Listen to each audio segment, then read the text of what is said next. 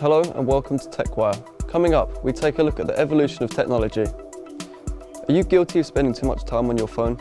We hit the streets of London to discuss the hottest question of the last decade, and we have a round of Let's Debate, talking to you at home about your burning tech questions. And now, do you remember the age of pixels and bit music? Were you even alive then? We take a trip back to 1998 to see how far our favourite video games have come. Wow. It's plastic. I've not had a Game Boy before. I've managed to turn it on, yeah, looks pretty simple. No, that's wrong. How do I put it in? It reminds me of one of the old computers. Just wait for it to load. Oh yes, put the game in. Whew. There's no backlight, that's interesting. You can't play this in the dark. But the music is very amusing. Makes you feel very happy. Okay, let's do this.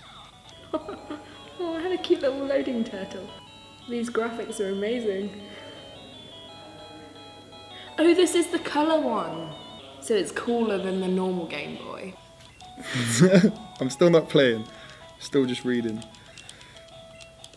It feels like it'd be a very long game of just wandering around and trying to find things. I don't feel it gives much information on what to do. I feel like these games could go on for years. Well, at the moment I can see the graphics, probably one of the biggest things. Obviously these graphics are very old school. This game is older than me.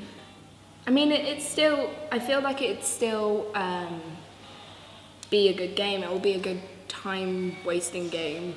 It's something classic. It inspired all of the Pokemon games today, so I find that quite interesting. Can't lie, I'm a bit bored. I'm a bit bored. Whoa. Is this the Switch? Okay, the music is a lot cooler. I got my little controller as well. I don't know, this feels a lot more, I'm more immersed in the game. Graphics are a lot better, clearly. Ooh. You can actually tell what the Pokemon are. What am I doing? What am I doing? Oh right, I get it.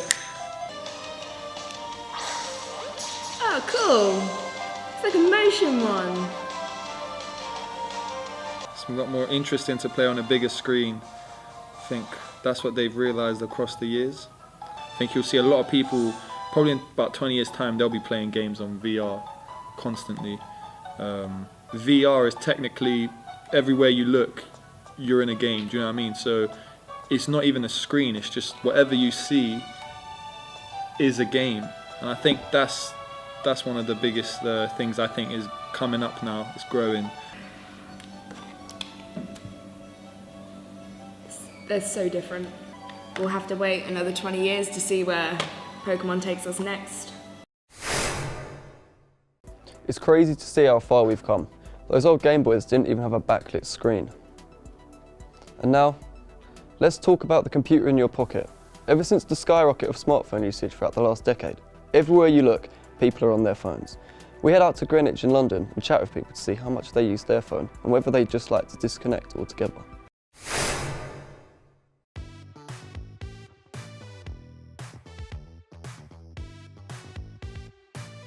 I use it quite a bit. I'm pretty much always on it because I quite like social media and I just like to know what's going on, so I'm on it quite a lot. A fair amount. Like, I spend a lot of my time in my room just scrolling through on the bus or whatever. A bit too much probably. Yes, but at the same time I know people that are on it more than me, so you know, who cares?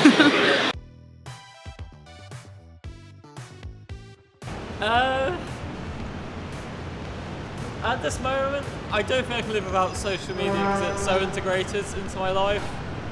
I probably could, but it would be completely different. It's just changed everything. The way you interact with people, you organise stuff. It's completely changed everything. I reckon I could, but I don't want to. It really makes you think, The new iPhone update has had an almost scary feature, breaking down your screen time. I don't even want to look at it. Speaking of questions, time to see what all of you have been sending in to our social media in This Week Online. Alpha Team Beta asked, is VR really the future of gaming?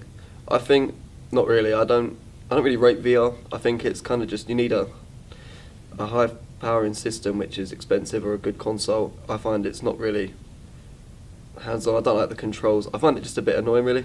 I'm not a fan of it. That's just my opinion. Possibly, but no, I don't think so. Jess Ritson asked, are drones a danger to my privacy? Sort of, I think that drones aren't really a danger to your privacy. It's more the individual operating the drone. And I mean, there's laws against, using drones maliciously, so I think it all comes down to who's operating it and where you're using it. And at My Chemical Alien asked, is smartphone addiction a thing? I think yes, most definitely. If you're spending far too much time on your phone than anything else, then definitely put it down and do other things, maybe go outside a little bit. And finally, James asked, should I limit my son's internet usage? Depends how old he is and what he's using it for. If he doesn't go out enough, then yeah, definitely. Please keep the discussion going at TechWire on Twitter, Facebook and Instagram, and you could be featured on the next episode of This Week Online. Thank you for watching TechWire. Watch our up-to-date videos online, including our virtual reality special, showcasing the most exciting innovations yet. Enjoy the rest of your evening.